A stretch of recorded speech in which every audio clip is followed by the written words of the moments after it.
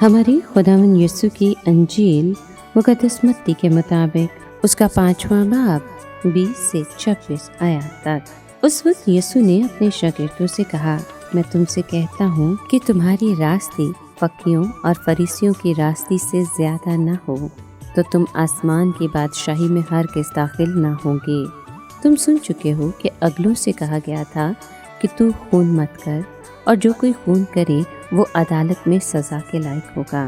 लेकिन मैं तुमसे ये कहता हूँ कि जो कोई अपने भाई पर गुस्से हो वो अदालत में सज़ा के लायक होगा, और जो कोई अपने भाई को राका कहे वो अदालत आलिया में सज़ा के लायक होगा, और जो उसको अहमक कहे वो जहन्नुम की आग का सज़ावार होगा।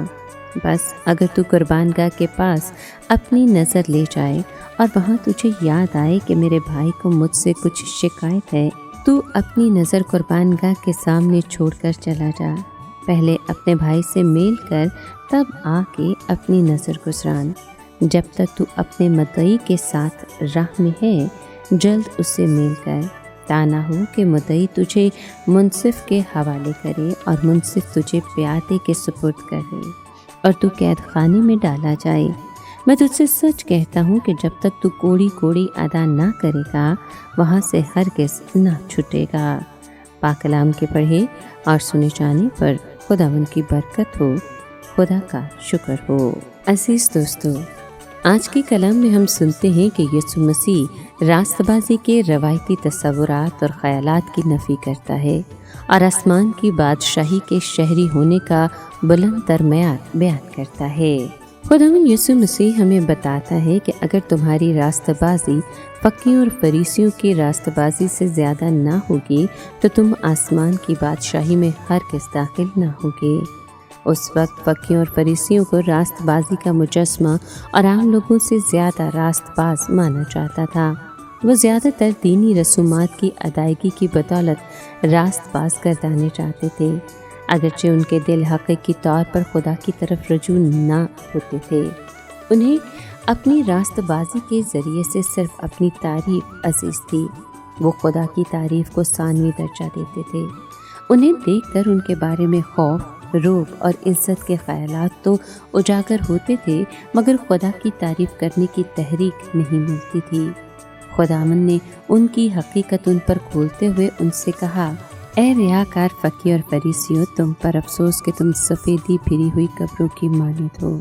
इस तनाजुर में यीशु मसीह का ये बयान कि अगर तुम्हारी रास्तबाजी फकीर और फरीसियों की रास्तबाजी से ज़्यादा ना होगी, तो तुम आसमान की बादशाही में हरगिज़ दाखिल ना होगे, यकीनन एक इनकलाबी और नया बयान था। यीशु मसीह के इन अल्फाज की आवाज़ जब फकीर और फरीसियों के कानों में पड़ी होगी, तो उन्होंने ज़रूर ये सोचा होगा कि कोई हमसे ज़्यादा रास्तबाज कैसे हो सकता है, और आम लोग भी यही सोच रहे होंगे कि फकीर और फरीसियों से ज़्यादा रास्तबाज कौन हो सकता है। वो अपने अलावा हर एक को नाराज़ और हकीर करार देते थे। जैसे फरीसी ने हैकल में दुआ मांगते हुए महसूल लेने वाले को हकीर जाना, यीशु मसीह बहसीयत मसीहा अपना इख्तियार इस्तेमाल करते हुए एक ऐसी रास्तबाजी कायम करता है जिसका दर्जा शरीयत की रस्मी तामील वाली रास्तबाजी से कहीं बढ़कर है।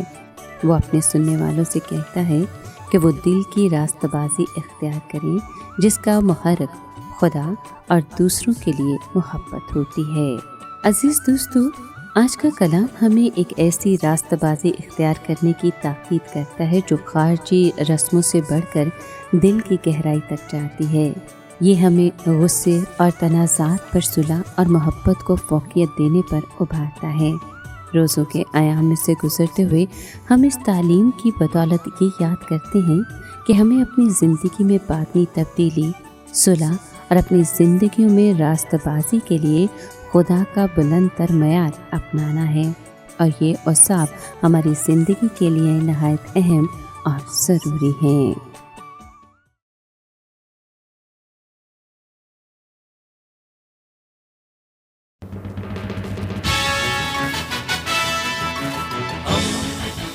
दोस्ती का पैगंबर, रेडियो वेरितास एशिया।